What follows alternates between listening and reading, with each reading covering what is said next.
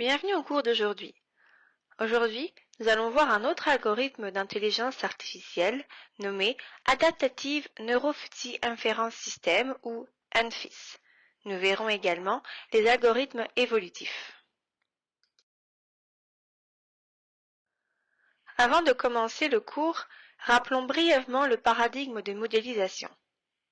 Celui-ci se compose de 3 étapes, le pré-traitement, la modélisation et le post-traitement. Comme nous l'avons vu, il existe une multitude d'outils et d'algorithmes de modélisation que nous pouvons utiliser. Dans le dernier module, nous avons vu le MLP et l'ELM. Aujourd'hui, nous allons parler de l'ANFIS et des algorithmes évolutifs. Rappelons quelques termes qui peuvent se ressembler. Le MLP ou ANN est un réseau de neurones artificiels comprenant des couches cachées. Il est capable de classer et de prévoir efficacement un large éventail de variables environnementales. Le réseau est formé et développé en ajustant les poids de connexion aux données d'apprentissage via un algorithme de rétroaction et de rétropropagation. Le SVM, pour machine à vecteur de support, utilise un hyperplan afin de classer les ensembles de données linéairement séparables en utilisant des valeurs marginales, également appelées vecteurs de support. Dans le dernier module, nous avons vu que la machine d'apprentissage extrême est un genre de ANN particulier. Elle utilise un algorithme à une seule couche de neurones cachés. Cependant, l'ELM utilise un algorithme d'apprentissage rapide qui ne tient pas compte de la rétropropagation et qui ajuste uniquement les poids de connexion de la sortie. L'ELM est également largement utilisé pour la modélisation environnementale. Nous avons brièvement parlé des systèmes hybrides dans le module 8. Ces systèmes hybrides sont conçus pour être plus intelligents et combinent au moins 2 technologies d'intelligence artificielle. Ceux-ci cherchent à combiner les avantages de 2 approches en un nouvel algorithme offrant plus de possibilités. Le soft computing, ou calcul souple, est une approche relativement nouvelle en intelligence artificielle. Celle-ci utilise des solutions de calcul inexactes pour lesquelles une solution exacte ne peut être dérivée en temps polynomial. Cette technique cherche à construire des systèmes hybrides capables de générer des solutions approximatives pour des applications du monde réel. L'avantage de l'informatique douce est que les algorithmes tolèrent l'imprécision, l'incertitude et les approximations, ce que les méthodes traditionnelles sont incapables de faire. Voyons un cas hybride.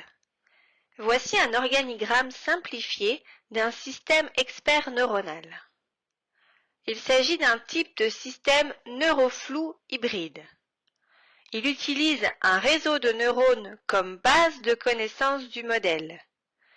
Il cherche ensuite à extraire des règles si, alors, pouvant être utilisées pour prendre des décisions basées sur la classification du réseau de neurones. Dans ce système, le réseau de neurones est enrichi d'heuristiques afin de pouvoir interpréter et prendre des décisions en fonction des informations.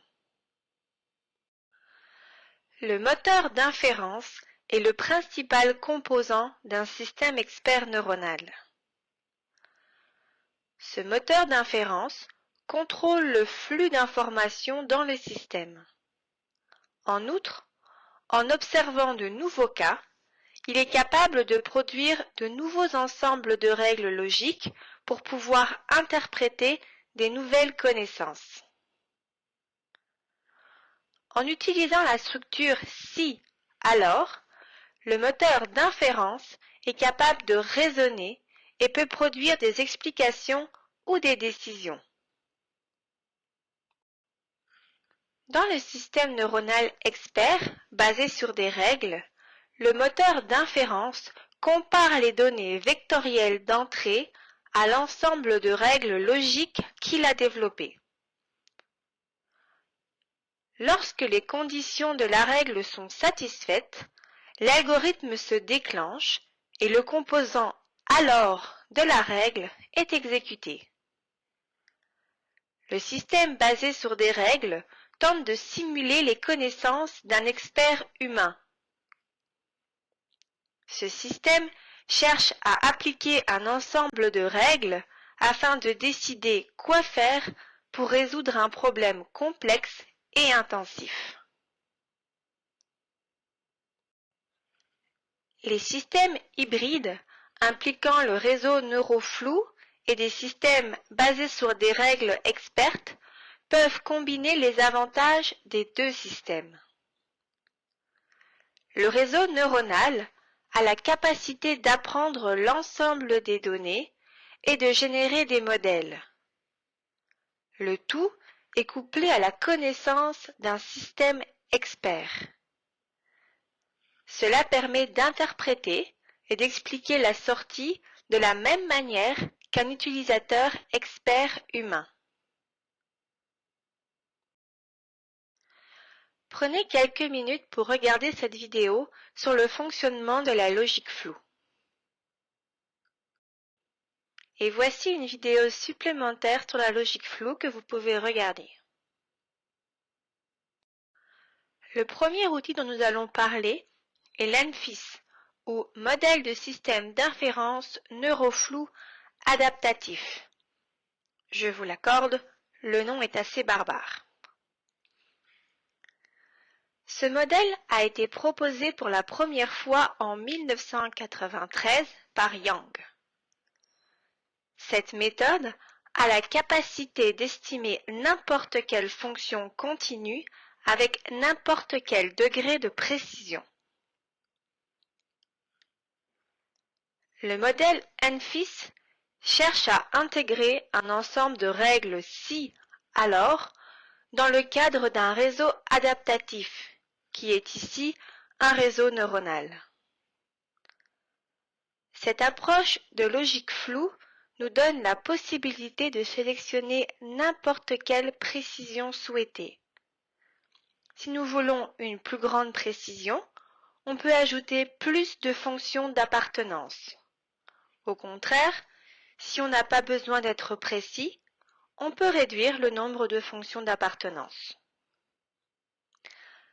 La suite du module va être assez compliquée à comprendre. Néanmoins, l'important est de comprendre le concept et les paramètres qui doivent être ajustés. Le Takagi-Sugeno est un système d'inférence floue utilisé dans le modèle ENFIS. Cela permet d'utiliser des contrôles flous pour prendre des décisions ou donner des explications à partir de la sortie d'un modèle. Le composant principal du Takagi-Sugeno permet d'exprimer les implications de chaque règle floue à travers un modèle de système linéaire. Ces modèles linéaires sont ensuite fusionnés de manière floue afin d'arriver au modèle global. Voici un exemple de représentation mathématique de l'ENFIS à deux entrées et une sortie. Ici, dans la deuxième couche, le nombre de nœuds indique le nombre de règles floues si, alors, qui sont applicables. Dans ce cas, il y a deux règles car il y a deux nœuds. Les règles sont lues comme cela.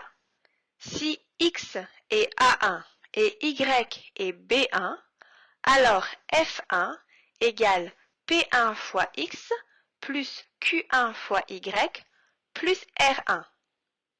Et si x est A2 et y est B2, alors F2 égale P2 fois X plus Q2 fois Y plus R2.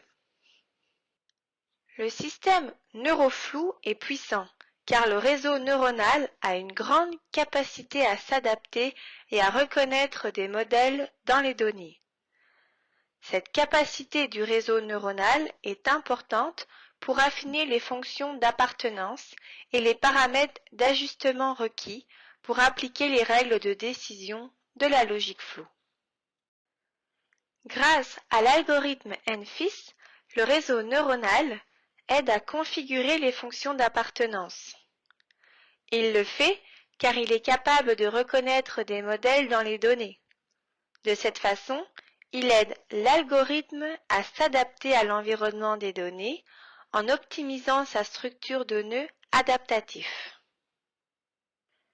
L'architecture générale de l'NFIS est similaire à celle du MLP, ou réseau neuronal multicouche. Il comprend une couche d'entrée et de sortie, intercalée de plusieurs couches cachées connectées. Chacune de ces couches cachées a une fonction spécifique dans le modèle. L'approche de l'NFIS permet d'appliquer un système d'inférence flou, d'optimiser les règles floues et les fonctions d'appartenance. Cela est possible grâce à l'application du MLP et de son algorithme de rétropropagation et des moindres carrés résiduels. Le deuxième composant important d'un NFIS est une base de données. La base de données est utilisée pour développer les fonctions d'appartenance utilisées dans l'application des règles floues. Le troisième élément est l'utilisation d'un mécanisme de raisonnement. C'est ce qui est utilisé pour faire des inférences sur le résultat des données ou pour prendre des décisions concernant la sortie du modèle. La structure d'un NFIS est similaire à celui d'un MLP, comme nous l'avons dit, et elle contient 5 couches au total, à savoir une couche d'entrée, une couche de sortie et 3 couches cachées. Voici la représentation visuelle des 5 couches du modèle NFIS. Celle-ci inclut les règles floues d'entrée, la couche d'entrée, les neurones flous, la couche de sortie et la sommation et les poids. Cette structure spécifique comprend 2 entrées, X et Y, et une seule sortie. Nous allons essayer de comprendre ce qu'il se passe au niveau de chaque couche. La première couche transforme les valeurs des variables d'entrée X et Y en valeurs floues comprises entre 0 et 1. Le modèle fait cela grâce aux fonctions d'appartenance. Le processus de fusification prend l'entrée et cherche à trouver des groupes ou des ensembles flous. Cela revient à prendre les informations d'entrée, à les transmettre à travers une fonction d'adhésion. L'entrée est donc transformée en un vecteur contenant autant de membres que de fonctions d'appartenance. Les 2 variables d'entrée X et Y ont chacune 2 étiquettes linguistiques AI et BI. Les fonctions d'appartenance reçoivent les signaux entrants et produisent le degré visuel auquel la valeur donnée est associée à l'étiquette linguistique. Essayons de comprendre comment la logique floue mappe l'entrée aux fonctions d'appartenance. Ici, l'entrée A de X est l'étiquette linguistique que nous utilisons pour décrire les données. La logique floue est utilisée pour les étiquettes linguistiques car les algorithmes traditionnels ne peuvent pas gérer les données linguistiques. Nous devons les convertir en valeurs numériques. La valeur représente le degré auquel l'étiquette appartient à cette fonction d'appartenance. Cette valeur varie de 0 à 1. La fonction d'appartenance la plus couramment utilisée en logique floue est la fonction d'appartenance en cloche. La fonction de cloche n'a besoin que de 3 paramètres. Ils sont donnés par A, B et C. A est responsable de sa longueur, B est responsable de sa pente et C est responsable du centre de la fonction. Lorsque les valeurs de A, B et C varient, la pente et le positionnement de la fonction de cloche vont varier. Cela indique différentes formes d'association de la fonction d'appartenance à la variable linguistique A. Les fonctions d'appartenance comprennent aussi les fonctions de forme triangulaire. Les valeurs A1, A2, B1, B2 sont appelées paramètres de prémisse et sont la sortie de cette première couche de la structure. La deuxième couche d'Amphis comprend des nœuds fixes. Chacun de ces nœuds représente une règle floue. Par conséquent, le nombre de nœuds dans cette couche est égal au nombre de règles floues dans le système d'inférence floue. Les signaux entrant à chaque nœud sont les valeurs d'appartenance associées aux étiquettes linguistiques connectées au nœud. La sortie de chaque nœud est le produit des valeurs d'appartenance. Ce produit indique le poids ou la puissance de tir de la règle floue auquel il correspond. La troisième couche de l'Amphis normalise les puissances de tir des règles. Elle fait cela en calculant le rapport de la puissance de tir de chaque règle par rapport à la somme des puissances de tir de toutes les règles. Dans la quatrième couche, la puissance de tir normalisée de chaque règle est multipliée par les règles. Cette couche est connue sous le nom de couche de défusification. Cette quatrième couche d'Amphis contient des nœuds carrés qui multiplient la sortie de chaque règle Fi par sa puissance de tir normalisée Wi, calculée à partir de la troisième couche. La cinquième et dernière couche calcule la sortie finale du modèle. C'est la somme de tous les signaux entrants du réseau. Elle produit une sortie globale en additionnant directement les signaux entrants de la quatrième couche. Les fonctions d'appartenance floues peuvent prendre de nombreuses formes. Les fonctions d'appartenance triangulaires sont souvent préférées car elles sont simples à mettre en œuvre. On trouve aussi les fonctions de cloche et les fonctions de ligne droite. Voici comment utiliser le modèle Amphis en pratique. Les paramètres d'entrée et de sortie sont définis à partir de notre ensemble de données divisé en ensemble de tests et de formations. Il faut ensuite déterminer les paramètres d'entrée les plus importants. Après cela, il faut définir le nombre de fonctions d'appartenance pour le modèle. En général, plus le nombre de fonctions d'appartenance augmente, plus la précision du modèle est grande.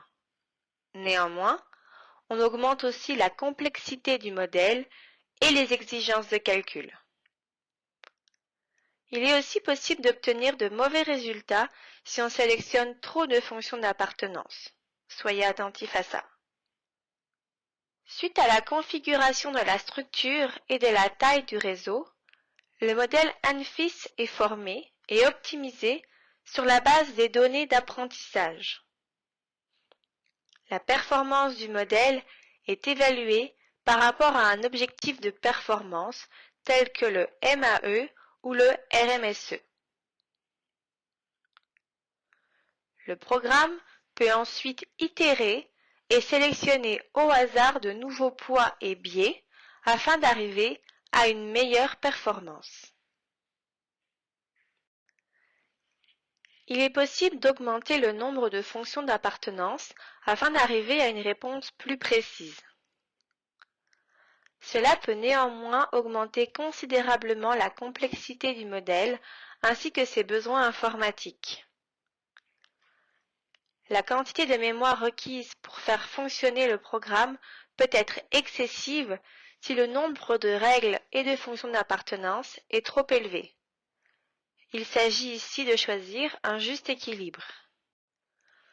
Voyons maintenant comment appliquer le modèle MFIS en pratique grâce à MATLAB. Tout d'abord, vous devez télécharger tous les fichiers à partir du site de cours et vous assurer qu'ils sont enregistrés dans le même dossier. Ce dossier doit être sélectionné dans la partie Dossier actuel de l'environnement MATLAB. Nous pouvons voir ici le fichier Excel contenant les entrées du modèle. L'ensemble des données contient 6 entrées et une sortie. Les feuilles 1 et 2 contiennent respectivement l'entrée et la sortie d'apprentissage, tandis que les feuilles 3 et 4 contiennent l'entrée et la sortie de test. Afin de développer notre modèle et d'évaluer ses performances, nous devons nous assurer que le programme lise toutes les feuilles. Le code va d'abord lire le fichier Excel et les stocker dans 4 variables distinctes. Pour exécuter le code, vous devez appuyer sur la flèche verte de lecture sur le ruban supérieur du programme. Le programme vous invitera à entrer le nombre de fonctions d'appartenance que vous souhaitez prendre en compte dans l'analyse. Vous devez ajuster ce paramètre par essai et erreur afin de déterminer le nombre optimal requis pour votre ensemble de données en particulier. Voici ce que donne le résultat d'exécution du code. La fenêtre de commande est située en bas de la fenêtre, tandis que la fenêtre de l'espace de travail est sur le côté droit. Les résultats de test et de formation doivent apparaître au centre de l'écran dans des nouvelles fenêtres. Si vous cliquez sur les variables dans l'espace de travail, vous pouvez voir la sortie prévue et réelle de test. En utilisant ces données, nous pouvons passer au post-traitement et à l'analyse des indices statistiques pour l'évaluation des performances du modèle. Voyons ensemble un cas pratique récemment publié dans la revue Water Science and Engineering. Cet article concerne la modélisation des paramètres de l'eau des rivières à l'aide du modèle ANFIS. Pour cette étude, les paramètres d'entrée jugés importants pour la modélisation de l'eau étaient la conductivité électrique totale des solides dissous, le taux d'absorption du sodium, la dureté carbonatée et la dureté totale. Ces derniers peuvent donner une indication sur le niveau de solide, les concentrations de sel, ainsi que la capacité tampon de la rivière. L'étude avait pour objectif de modéliser la qualité de l'eau le long de la rivière Zayang-Derhoud située en Iran. La région entourant la rivière est semi-aride. Le long de la rivière, les paramètres de qualité de l'eau varient considérablement. Selon les localités traversées, l'utilisation de l'eau de la rivière et sa qualité peuvent représenter un vrai défi associé à des coûts de traitement importants. Voici le résumé des données collectées dans différents endroits le long du cours d'eau de la rivière. On peut notamment retrouver les écarts minimum, maximum, moyen et standard pour chaque mesure. L'étude a utilisé 3 méthodes de modélisation, à savoir l'ANFIS et 2 autres algorithmes évolutifs pour développer un modèle adapté à la prédiction de la qualité de l'eau du fleuve dans 3 villes, Eskandari, Musicien et Varzanay. Voici les résultats de l'analyse de sensibilité du modèle. Un paramètre cible a été sélectionné comme l'une des entrées, et les autres paramètres d'entrée ont été utilisés comme entrée dans le modèle ANFIS pour prédire sa valeur. Par exemple, dans le premier cas, la conductivité électrique de la rivière à Eskandari est estimée en utilisant les paramètres restants. La sensibilité des modèles aux paramètres a donc pu être évaluée. Il s'est avéré que c'est la dureté totale qui était le paramètre le plus critique, tandis que le pH était celui le moins important. Voici le tableau des résultats du modèle pour chacune des 3 localités. Le modèle ANFIS est également comparé aux 2 autres modèles hybrides qui utilisent des algorithmes évolutifs comme optimisation. Ici, nous pouvons voir les graphiques de corrélation de dispersion du modèle ANFIS chaque fois qu'il a été appliqué en conjonction avec l'algorithme évolutif PSO. On voit que le coefficient de détermination variait de 0,943 à 0,9855 pour les 3 localités le long du tronçon de la rivière. À partir de là, et de l'observation visuelle, on peut dire que l'ajustement du modèle est fort et qu'il a une bonne capacité à prédire les paramètres de qualité de l'eau de la rivière.